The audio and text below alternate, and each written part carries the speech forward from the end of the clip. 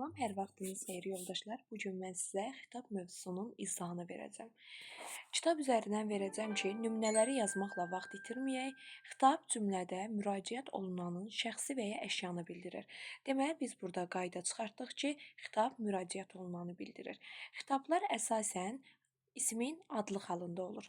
Və xitablar quruluşsa sadə də ola bilir, mürəkkəb də ola bilir. Əgər xitablar nitq hissəsi ilə ifadə olunubsa sadə, ismi birləşmələrlə ifadə olunubsa mürəkkəb olur. Xitablar bəzən isimləşən sözlərlə də ifadə oluna bilir. Baxın burada, həyat, sən nə qəribəsən. Burada həyat xitabdır və xitabın ifadə vasitəsi isimdir. Ayağa qalx, Azərbaycan. Burada deməli, xüsusi isimlə ifadə olunub. Odlar yurdu. Burada ismi birləşməklə ifadə olunan xitab var. İgidlər. Burada isimləşən sifətdir. Sifətdir, larlər şəkilsini qəbul edib, isimləşib, ondan sonra artıq xitab vəzifəsinə keçib. Əziz dostlar, xitab ismi birləşməklə ifadə olunubdur.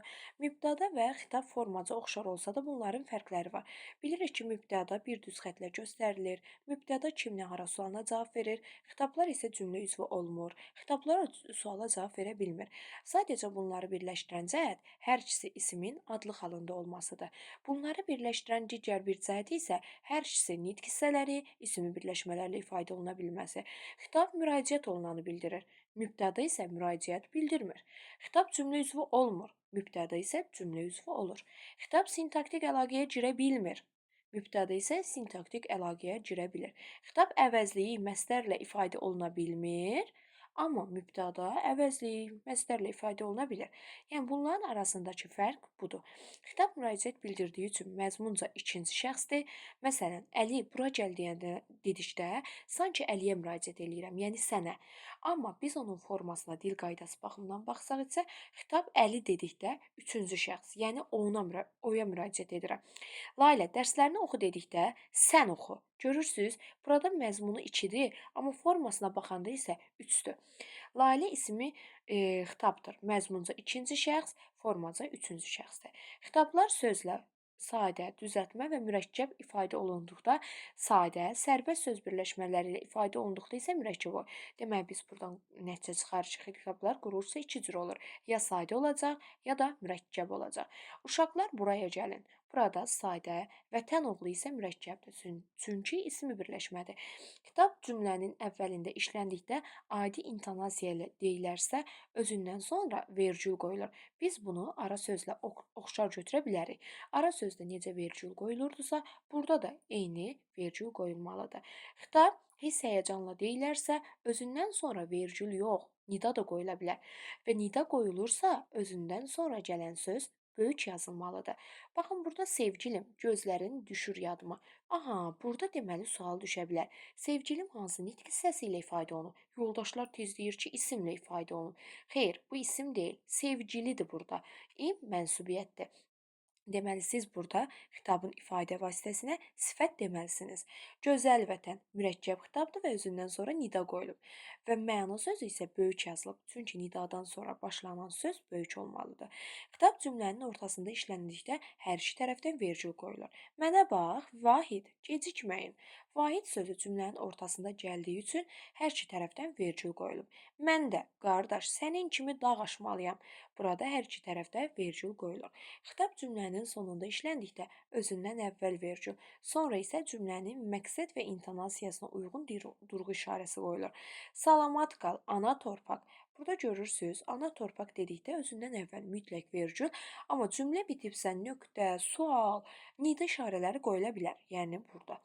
Kaman çalan kimdir? O. Bəxtiyar. Görürsüz, burada sual qoyuldu. Amma əsas odur ki, özündən əvvəl vergülü biz bildirək. Xitab cümlə üzvləri ilə sintaktik əlaqədə olmur, məna əlaqəsində olur. Aha, deməli biz buradan nəticə çıxara bilərik ki, cümlə üzvləri ilə sintaktik əlaqədə yox, məna əlaqəsində olan həm ara sözdür, həm də xitabdır. Xitab cümlə üzvləri ilə sintaktik əlaqədə olmasa da, yəni cümlə üzvü olmasa da, xitabın sintaktik vəzifəsi var. Mənim romantikam, sən də qanatlan. Və görürsüz, burada mənim romantikam dedikdə xitabdır. Bu, cümlə üzvü ilə əlaqəyə girmir. Amma öz arasında bunun sintaktik vəzifəsi var. Mənim romantikam üçüncü növ təyinli söz birləşməsidir. Uzlaşma və idarə əlaqəsi burada özünü göstərir. Uzlaşmaya görə birinci tərəf əsas, ikinci tərəf aslı, idarəyə görə birinci tərəf aslı, ikinci tərəf əsas olur və bu ismi birləşmədir. Xitab rolunda işlənmiş söz və söz birləşməsi xitab olması elə onun sintaktik vəzifəsidir.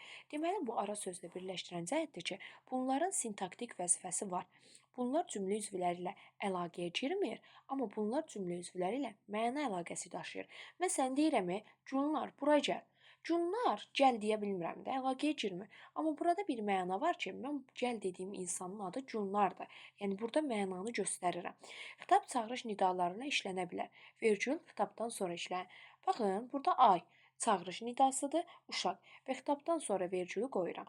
Əgər xitab ey nidası ilə işlənərsə, bu zaman eydən sonra vergül qoyulsa da düzdür, qoyulmasa da düzdür. Bax, ey insanlar yazıb vergülü burada da qoysam düzdür. 2 dəfə vergül qoysam da düzdür. Bu sadəcə istisna haldır ki, ey sözündən sonra vergül qoyula da bilər, qoyulmaya da bilər. Məstər, əvəzlik, təsriflənən feillər, feili bağlamalar xitab ola bilməz. Çünki bunlar, bax, məstər mübtəda ola bilər, amma xitab ola bilməz. Əvəzli mübtəda ola bilər, xitab ola bilməz. Təsriflənən feillər xitab ola bilməz. Ümumiyyətlə təsriflənən feillər yalnız hansı cümlə üzvü olurdu? Xəbər, feilin əmir, arzu, lazım, şərt şəkilləri yalnız xəbər olur. Feili bağlama hansı cümlə üzvü olurdu? Yalnız zərflik olurdu. Bunlar xitab ola bilməz. Xitab rolunda işlənərkən sözün vurğusu adətən bir heca əvvələ keçməlidir. Lakin xitab çağırış nidası ilə işləndikdə sözün vurğusunu dəyişmir. Hanı mən gördüyüm yığınacaqlar dağlar. Vurğu əslində dağlardadır, amma bu xitab kimi işləmdir. Dağlar. Vurğu bir əvvələ gəlir. Dağlar xitabının vurğusu artıq burada birinci hecadadır. Amma burada çağırış nidası var deyə burada vurğu olduğu kimi qalır. Yəni xitab çağırış nidası ilə işləndikdə vurğunun yeri dəyişmir. Bu qədər. Sağ olun, salamat qalın.